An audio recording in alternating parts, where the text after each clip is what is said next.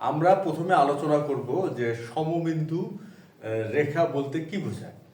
সমবিন্দু রেখা হচ্ছে যে এমন কিছু রেখা যদি তাদের ছেদবিন্দু একই হয় সেই ক্ষেত্রে রেখাগুলোকে আমরা কি বলতে পারি, সমবিন্দু রেখা। দেখা যাচ্ছে যে তিনটি রেখা, সাপোজ তিনটি রেখা একই বিন্দুতে ছেদ করছে, সুতরাং রেখা তিনটিকে আমরা সমবিন্দু রেখা বলতে পারি। যেমন ধরে নিচ্ছি এবি একটি রেখা, তারপরে হচ্ছে সিডি অপর একটি রেখা, আর হচ্ছে ইএফ অপর একটি রেখা পরস্পরকে পি বিন্দুতে ছেদ করছে। তাহলে এখানে রেখা কয়টি পেলাম আমরা? তিনটি। একটা হচ্ছে এবি, একটা হচ্ছে সিডি, আর একটা হচ্ছে ইএফ। এই তিনটি রেখা পরস্পরকে কি করছে? পি বিন্দুতে ছেদ করছে। সুতরাং এই রেখা তিনটিকে আমরা কি বলতে পারি? সমবিন্দু রেখা। অর্থাৎ পি এমন একটা বিন্দু যে বিন্দুটা তিনটি রেখাতে আছে। কেন? পি বিন্দু এবি রেখার উপরেও বিদ্যমান, সিডি রেখাতেও পি বিন্দু, আবার ইএফ রেখাতেও পি বিন্দু। অর্থাৎ পি বিন্দু হচ্ছে একটি সাধারণ বিন্দু। সুতরাং আমরা পি বিন্দুকে কি বলতে পারি? ছেদবিন্দু বলতে পারি, ছেদবিন্দু। আবার রেখা ত্রয়ের সাধারণ বিন্দু, রেখা ত্রয়ের বা রেখা তিনটির সাধারণ বিন্দুও বলতে পারি, সাধারণ বিন্দু। ঠিক এমন অবস্থায় আমরা এ বি সিডি এবং ইএফ রেখা তিনটিকে সমবিন্দু রেখা বলতে পারি। সুতরাং সুতরাং কি হচ্ছে? এ বি, তারপর হচ্ছে সিডি এবং ইএফ রেখা তিনটি সমবিন্দু। এ হচ্ছে মানে একাধিক রেখা সমবিন্দু বলতে যেটা বোঝায়, তারই একটা আমরা ধারণা নেওয়ার চেষ্টা করলাম। ধারণাটা কি? ধারণাটা হচ্ছে যে এমন একটি বিন্দু যদি তিনটি রেখাতে বিদ্যমান থাকে বা তিনটি রেখাতে থাকে, কিংবা রেখাগুলোর ছেদবিন্দু যদি একই হয়, রেখাগুলো যদি একই বিন্দু, কিংবা বলা যেতে পারে রেখাগুলো যদি একই বিন্দুতে ছেদ করে, রেখাগুলো যদি একই বিন্দুতে ছেদ করে, সুতরাং রেখাগুলোকে আমরা কি বলতে পারি? সমবিন্দু রেখা বলতে পারি। এখানে তিনটি রেখা দেখা যাচ্ছে, A B CD R EF রেখা পরস্পরকে পি বিন্দুতে ছেদ করছে। সুতরাং এই A B CD R EF রেখা তিনটিকে আমরা কি বলতে পারি? সমবিন্দু বা সমবিন্দু রেখা বলতে পারি। এ হচ্ছে সমবিন্দু রেখার ধারণা। আর এখন কথা হচ্ছে, যদি আমরা তিনটি রেখা সমবিন্দু হয়, যদি তিনটি রেখা কি হয়? সমবিন্দু হয়, সেক্ষেত্রে তাদের যে এক্স এর সহগ এবং ওয়াই এর সহগ এবং ধ্রুবপদ দ্বারা গঠিত যে নির্ণয়কটি পাওয়া যাবে, সেই নির্ণয়কটির মান হবে 0। আচ্ছা, বিষয়টা আমরা একটু দেখে নিচ্ছি। বিষয়টা আসলে কি? ধরে নিচ্ছি যে তিনটি রেখা সমীকরণ, একটা হচ্ছে S sub one X, B sub one Y আর সি সাব ওয়ান ইকুয়াল 0। এটা হচ্ছে একটি রেখা। অপরটি হচ্ছে A sub two X, B sub two Y, C sub two equal 0। আর অপর আরেকটি হচ্ছে A sub three X, B sub three Y, C sub three equal 0। এই যে তিনটি রেখা, তিনটি রেখা যে যদি সমবিন্দু হয়, যদি সমবিন্দু হয়, সেক্ষেত্রে এই এক্স এর সহগ, তারপর হচ্ছে ওয়াই এর সহগ এবং ধ্রুবপদ দ্বারা গঠিত নির্ণয়কের মান 0 হবে। গঠিত নির্ণয়কের মান কি হবে? 0 হবে। যদি রেখা তিনটি সমবিন্দু হয়, সেই ক্ষেত্রে কিন্তু এই সম্পর্কটা দাঁড় করানো যায় যে এক্স এর সহগ এবং ওয়াই এর সহগ এবং ধ্রুবপদ দ্বারা গঠিত নির্ণয়কের মান হবে 0। এখন দেখা গেল যে আমাদের তিনটি রেখা সমবিন্দু প্রমাণ করতে বললো। কি বললো? যে তিনটি রেখা সমীকরণ দিল, দিয়ে বলে রেখা তিনটি সমবিন্দু কিনা প্রমাণ করো বা দেখা বা যাচাই করো। এই ক্ষেত্রে আমরা কি করব? এই ক্ষেত্রে আমরা যেটা করব, এক্স এর সহগ, ওয়াই এর সহগ এবং ধ্রুবপদের দ্বারা গঠিত যে নির্ণয়কটা মান নির্ণয়কটা আমরা পাবো, সেই নির্ণয়কটির মান আমরা নির্ণয় করব। নির্ণয় করে যদি আমরা দেখাতে পারি বা নির্ণয় করতে পারি যে নির্ণয়কটির মান হয় 0, সেক্ষেত্রে আমরা কি বলতে পারবো যে রেখা তিনটি সমবিন্দু। কেন? এই জন্যই যে আমরা জানি যে রেখা তিনটি যদি সমবিন্দু হয়, সেক্ষেত্রে এক্স এর সহগ, ওয়াই এর সহগ এবং ধ্রুবপদ দ্বারা গঠিত নির্ণয়কটির মান 0 হয়। সুতরাং আমাদের যখন তিনটি রেখার সমীকরণ দিয়ে বলা হবে যে রেখা তিনটি সমবিন্দু কিনা সেটা দেখাও, সুতরাং আমরা তখন কি করব? তখন আমরা এক্স এর সহগ, ওয়াই এর সহগ এবং ধ্রুবপদ দ্বারা গঠিত নির্ণয়কটির মান 0 দেখাবো। আর যদি 0 দেখাতে পারি, সেক্ষেত্রে আমরা বলতে পারবো রেখা তিনটি সমবিন্দু।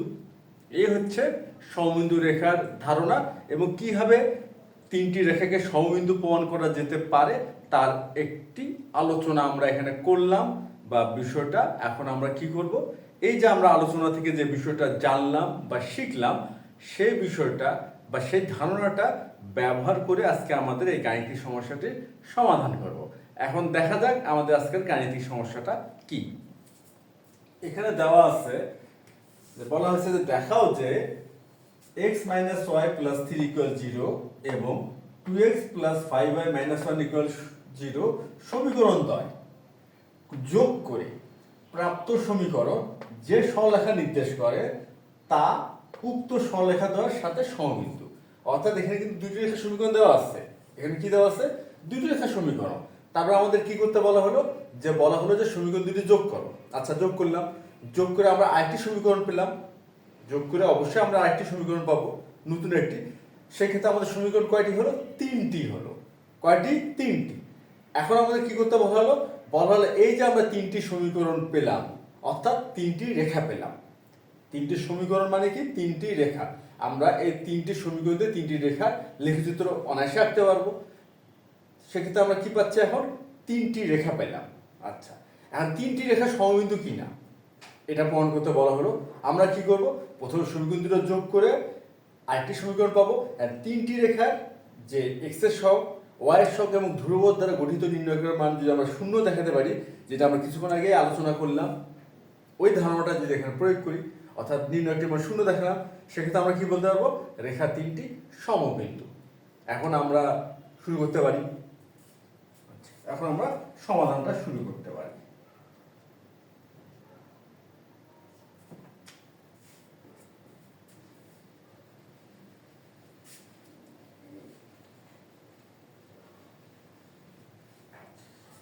এখানে দেওয়া আছে দুইটি রেখার সমীকরণ দেওয়া আছে। তাহলে এখানে কি কি দেওয়া আছে? যে x - y + 3 = 0, এটা হচ্ছে 1 নাম্বার। আর দ্বিতীয়ত বা 2 নম্বর সমীকরণ যেটা দেওয়া আছে 2x + 5y - 1 = 0, এটা হচ্ছে 2 নাম্বার। আমাদের কি করতে বলা হলো? যে সমীকরণ যোগ করে প্রাপ্ত সমীকরণ। তাহলে সুতরাং আমরা প্রথমে এই কাজটা করে নিই। কি করব? সমীকরণ দুটো যোগ করব। এখন আমরা 1 আর 2 যোগ করে 1 + 2 করলাম। আচ্ছা, এখন কি পাওয়া যায় দেখা যাক। x - y + 3 = 0, আর এখানে আছে 2x + 5y - 1 = 0। আমরা কি করব? যোগ করব। এখন কি হচ্ছে? x আর 2x এখানে হবে 3x, আর 5y - y এখানে হচ্ছে 4y, 3 - 1 এখানে হচ্ছে +2 = 0। এই যে আমাদের 3টি সমীকরণ আমরা পেয়ে গেলাম। প্রথম দুটি তো দেওয়াই আছে, আর তৃতীয়টি কি পেলাম? প্রশ্ন মতে বা প্রশ্ন হিসেবে আমরা কি করলাম? যেটা আমাদের করতে বলা হলো কি যোগ, আমরা যোগ করলাম। যোগ করে 3 নম্বর সমীকরণটি পেলাম। এখন এই 3টি সমীকরণ দ্বারা আমরা কি করব? একটা নির্ণয় গঠন করব। তারপরে নির্ণয়কটার মান নির্ণয় করে দেখব 0 হয় কিনা। যদি 0 হয়, সেক্ষেত্রে আমরা বলতে পারবো রেখা তিনটি সমবিন্দু। এখন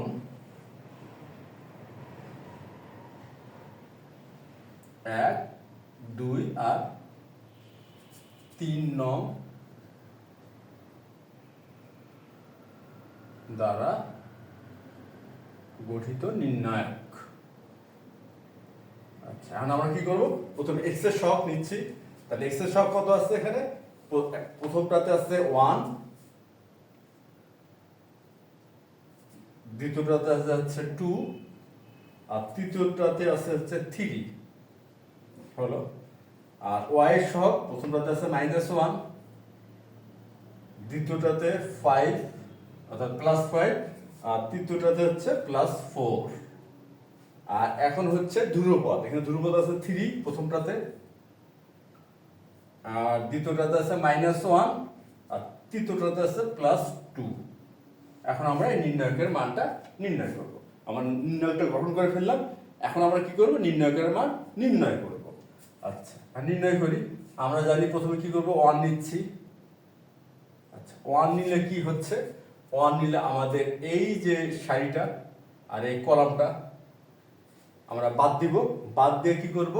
এই যে 5 আর 2 অর্থাৎ এই দুটো কি করব? গুণ করব। তাহলে হবে 5 × 10, আর এখানে হবে একটা মাইনাস, আর 4 আর -1 গুণ করব। তার 4 আর -1 গুণ করলে হয় -4, আর -4 আর এই যে এখানে একটা প্লাস আছে, তাহলে হয়ে যাচ্ছে +4। আর এখানে একটা মাইনাস হবে, মাইনাস হয়ে এখানে নিলাম -1। আচ্ছা, এই ক্ষেত্রে কি হবে? এই ক্ষেত্রে যেটা হবে যে এই যে এই সারিটা আর এই কলামটা আমরা বাদ দিচ্ছি। সারিটা দিচ্ছি বাদ, আর এই কলামটা বাদ দিচ্ছি। সুতরাং কি হবে? এই 2 সাথে এই 2 গুণ হবে, এখানে হবে 4, আর এই যে এটার সাথে এখানে একটা মাইনাস নিচ্ছি, আর 3 আর -1 গুণ হবে, তাহলে -3, আর -3 আর এই মাইনাস হবে +3 হলো। এখন হচ্ছে প্লাস, এটা আমরা মিশাই দিচ্ছি। আমরা এটা বোঝার সুবিধার থেকে কাজটা করতেছি, মিশাই দিলাম। এখন হলো 3। এরপর কি হবে? আচ্ছা, এখানে যদি 3 নেই, তাহলে এই সারিটা গেল আর এই কলামটা গেল, বাদ দিলাম। তাহলে এই 2 আর 4 গুণ হবে। সুতরাং এখানে হচ্ছে 8, এখানে মাইনাস, আর এখানে কি হচ্ছে? 3 আর হচ্ছে 5 গুণ হবে, সুতরাং হবে -15। আমাদের কিন্তু নির্ণায়কের যে মান নির্ণয়ের প্রথম ধাপটা আমরা করে ফেললাম। এখন আমরা স্বাভাবিকভাবে ক্যালকুলেশনটা করে ফেলি। এখানে হচ্ছে 1 ইন্টু এখানে হচ্ছে কি 14, মাইনাস মাইনাস হচ্ছে +1, আর এখানে হচ্ছে 7, +3, আর এখানে হচ্ছে -7। তাহলে আমাদের কি হচ্ছে? 14 প্লাস হচ্ছে 7, আর এখানে -21। 21 - 21 = 0। সুতরাং আমাদের কি দাঁড়াবে? শেষ পর্যন্ত নির্ণায়কটির মান আমরা 0 দেখাতে পারলাম। অর্থাৎ 1, 2 এবং 3 নম্বর যে সমীকরণ দ্বারা যে আমরা নির্ণয় গ্রহণ করলাম x এর সহগ, y এর সহগ এবং ধ্রুবপদের মাধ্যমে, সেই নির্ণয়টির মান আমরা 0 দেখাতে পারলাম। সুতরাং আমরা কি বলতে পারবো? সুতরাং আমরা বলতে পারবো 1, 2 এবং 3 সমবিন্দু। এই যে রেখার সরলরেখাটার সাথে সমবিন্দু বলা হয়েছে। সুতরাং